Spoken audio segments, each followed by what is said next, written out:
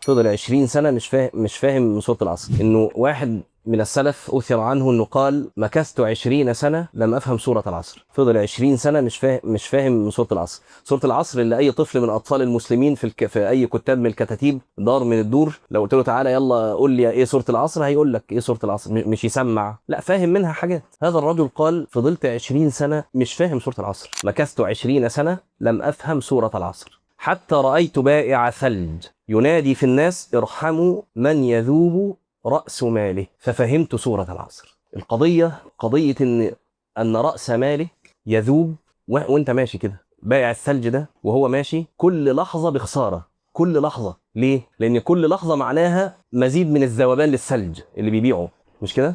خلي بالكوا، هو هنا ما بيعمل، الراجل ما بيعملش حاجة، هو بس الخسارة طول ما الوقت ماشي. هو ما راحش باع التلج بخسارة، ما عملش كده. هو ما مسكش التلج بتاعه اللي هو راس ماله وكسره ورماه في الارض دشدشه، هو ما عملش كده. هو مجرد مرور الوقت خسارة. ارحموا من يذوب رأس ماله. قال: ففهمت سورة العصر. يا جماعة، قضية ان كل لحظة، كل نفس، كل اي حاجة بقى تقولها بتمر بلا فائدة، انت بتخسر.